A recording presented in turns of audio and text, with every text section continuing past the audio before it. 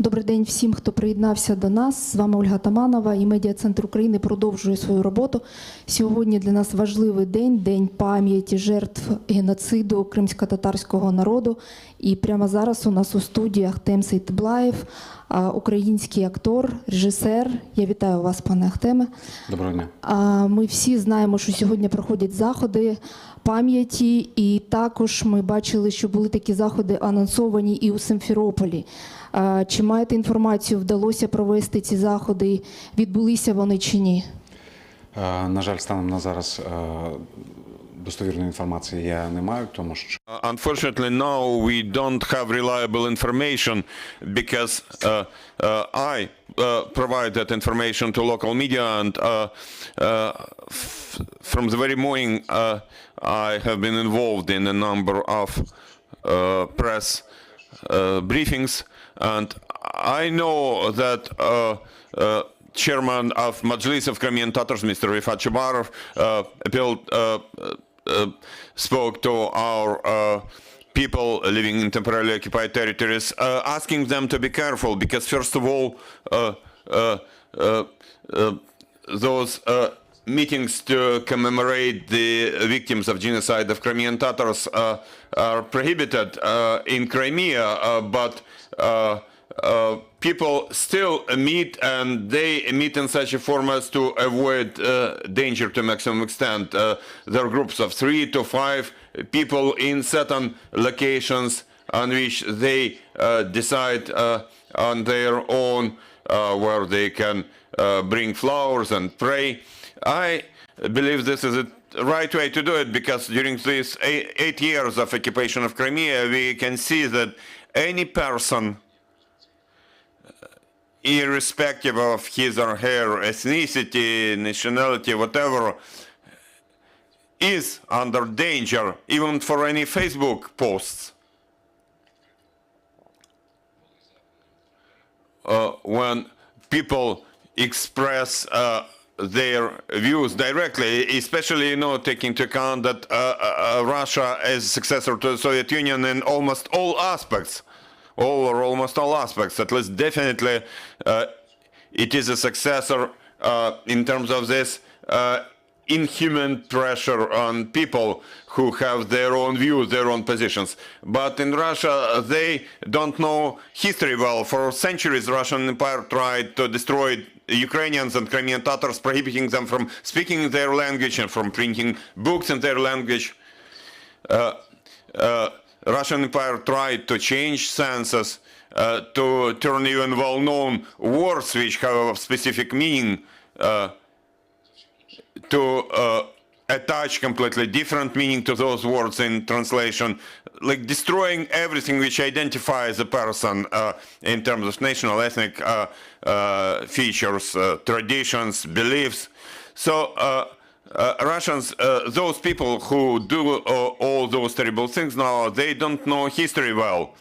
Russian Federation, led by Putin, they don't know history well. For several centuries, they tried to destroy us and all of us, and the Russian Empire is not there anymore. Same way, Soviet Union tried to kill Ukrainians with Holodomor's Great Famine, and Crimean Tatars and all those other peoples living in former Soviet Union. But again, Soviet Union disappeared, the former empire disappeared, and we are here.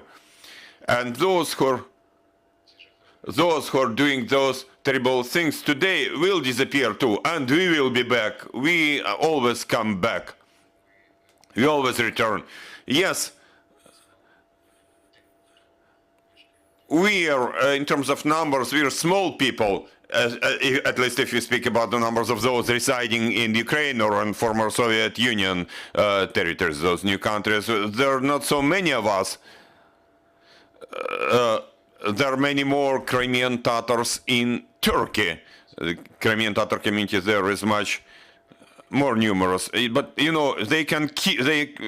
It's possible to kill us, but it's impossible to win over us. So we will return. I don't know when, how soon, but I know for sure that my compatriots, including my people, including those in Crimea, when wide-scale war started, due to victories of Ukrainian army and Ukrainian people and this spirit of unity, this hope that Crimea will return to Ukraine, not in the far future, but soon, this hope grows more and more.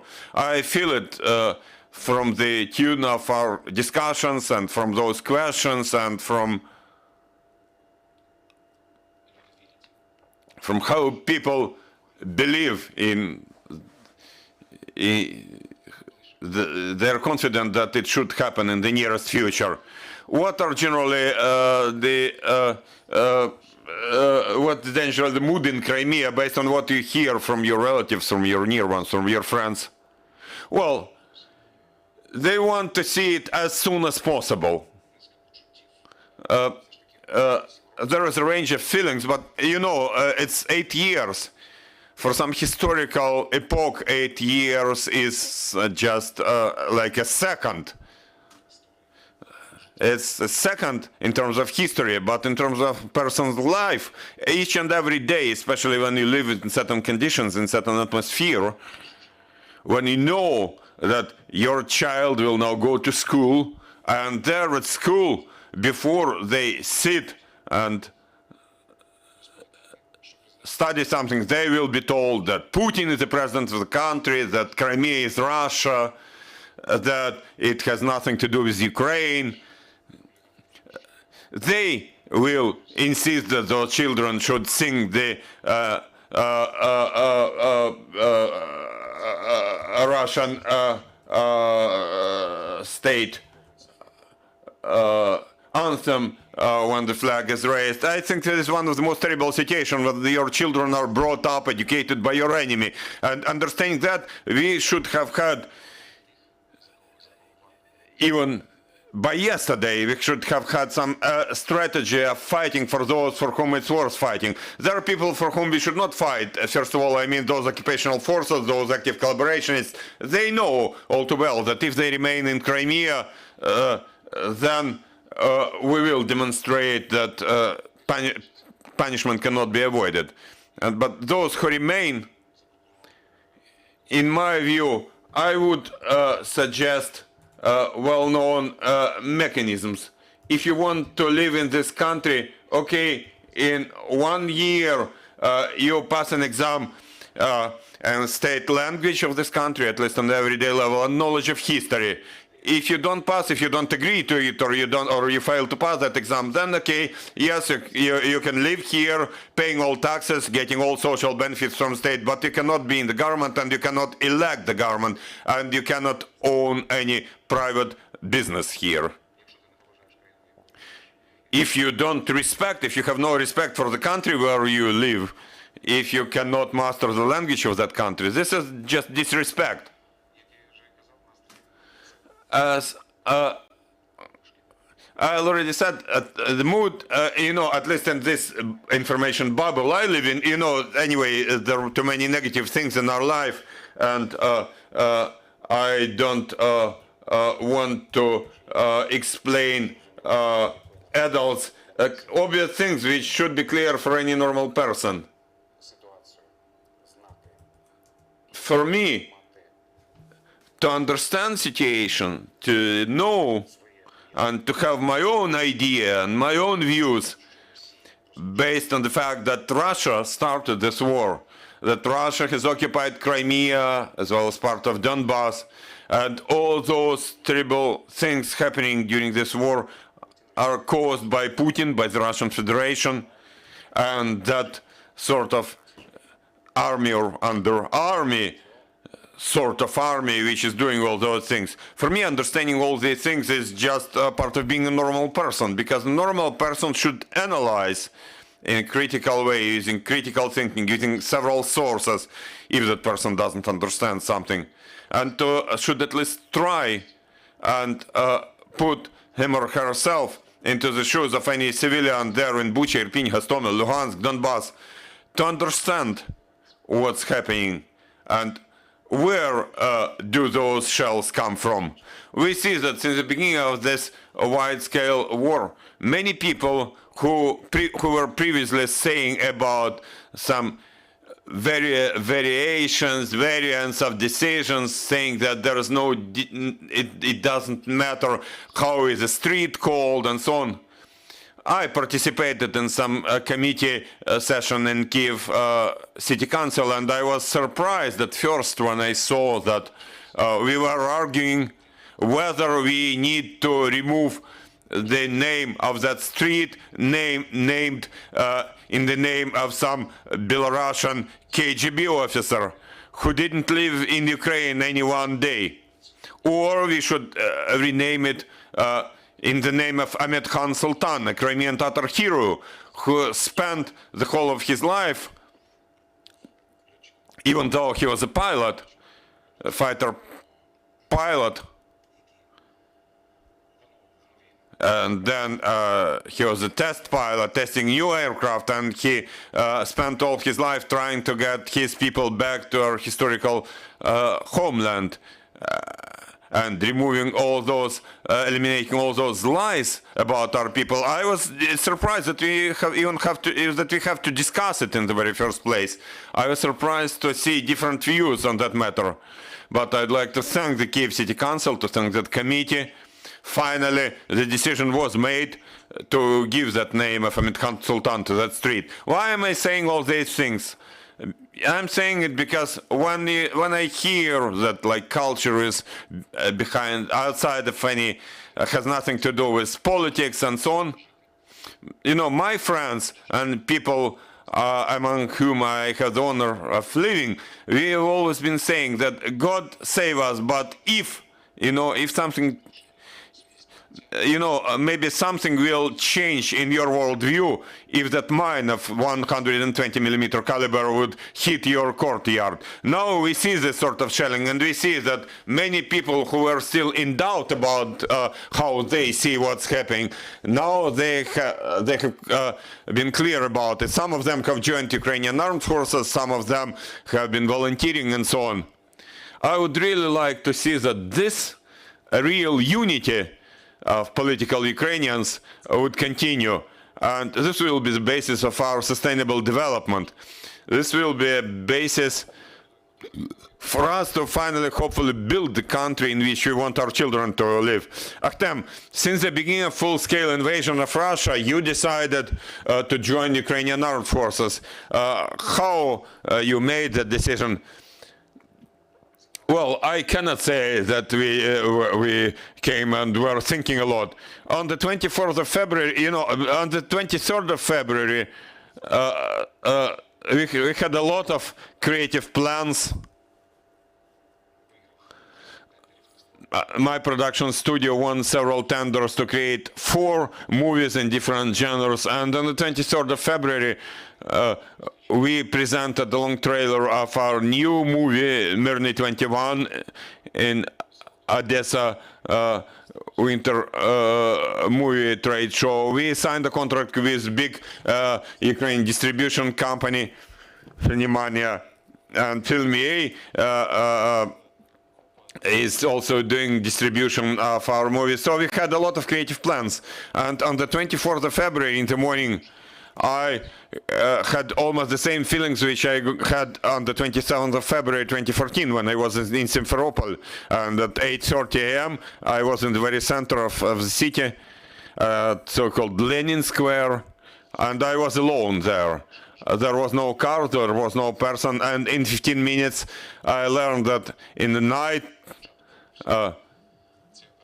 that operation started about occupation of Crimea, and buildings have been occupied with the Cabinet of Ministers and the Verkhovna Rada of Crimea, and I had those feelings of being unable and of doing something and not understanding what to do, where to run, whom to say, what to do.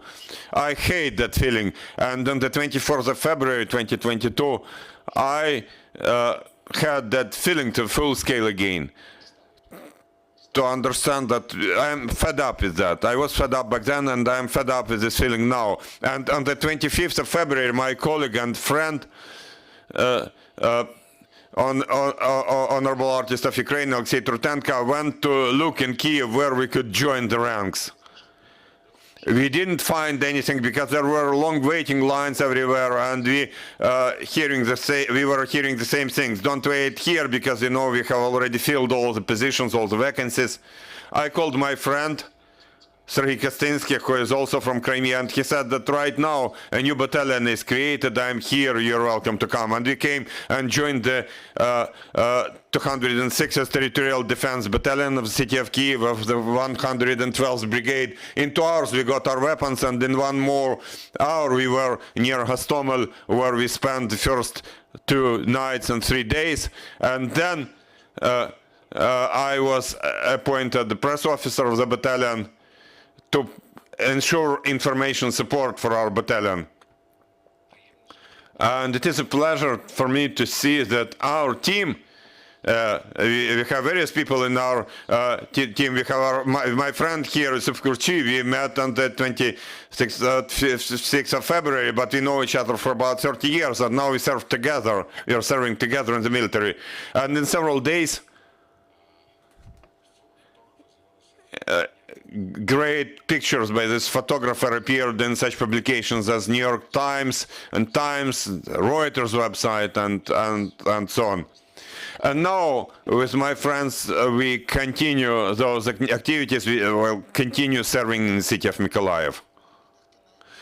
Mr. Seitablaev, back to your professional activities. What are your plans? If it's possible to plan anything now. Well, I have many dreams. First of all, after our joint victory and after all occupied territories as of 2014 are returned, I dream of continuing where I stopped on the 23rd of February. That is to say, working on those projects where we already have confirmations on the one hand, by the governmental institutions. There is some financing. For 2 movies, funding has been confirmed by private businessmen. It's great to create, I can tell you. You feel this life to full extent. I have students of 4 years, and I now get more students, future actors. I have the honor of being director of Crimean House. I have something to do. Dear colleagues, you're welcome with your questions. You're welcome. Thank you. I'm Vitaly Golod from Ukrinform. Please tell us, among your cyborgs, so-called, there is a Ukrainian unit created from people of various professions, various backgrounds. You're now also part of that unit. Can you compare now what is similar between those cyborgs and territorial defense? Between people, in terms of relationship between people, and where is the difference? And maybe the difference will push you towards creating a new movie. Thank you for your question. I can gladly tell you that the author of the story for Cyborg's movie, Natalka Vorozhbit, she's not only a very talented professional, but she's also very honest as a professional. And all those dialogues which were used in that movie, Cyborgs, this is almost the these are almost live conversations of real people. And as consultants for our movie, we had Evgen Zhukov, call sign Marshal, Evgen Zhvikin, call sign Adam, Kirill Nedra, call sign Docent, Alexander Trepak, call sign Redut. And when they came to the location and told us about some important details, or they started talking about almost the same things which are mentioned in that movie. And when you hear the same conversations among real people from real social backgrounds, real professions, people who maybe would never meet each other in peaceful times, precisely because they have different tasks in their civilian life, in their professions. And when they come to the same place for the same reason, with the same idea, They do argue sometimes quite emotionally, but you proudly understand at that point in time that you join the movie where you try to be honest, because there are many such conversations, even in our small press officers section. I can confirm it. But I'm glad that the previous deputy minister or previous speaker of the Verkhovna Rada spent the whole night at the checkpoint in the same way as others. And they don't have any Starwagen where they would spend some time for some rest. No. On the other hand, we have got understanding that, when you are making movies, you romanticize some things. That's about my profession. I'm romantic in my life, and my profession is rather romantic. Although there is some healthy cynicism as part of that profession too. There are some things which you don't understand. Maybe because I'm civilian, maybe over time I will treat some things differently, but generally, by and large, I can tell you that this has been very useful, very interesting, very emotional, uneasy but real life experience, which will help me to also see my creative activities in a broader perspective. Thank you. Any more questions? Your call sign maybe is director, no? Well, people know that I'm a Crimean Tatar, so they immediately started calling me a Tatar, but I asked them, with all due respect for those three fighters I know personally who have that call sign Tatarin, so I'm Said. Thank you for this meeting. Thank you for joining us. I'd like to remind you that we had Akhtem Seitablaev with us. Thank you. Stay with us, and at 1:30 we'll have spokesperson of the State Border Guard Service. So stay with us.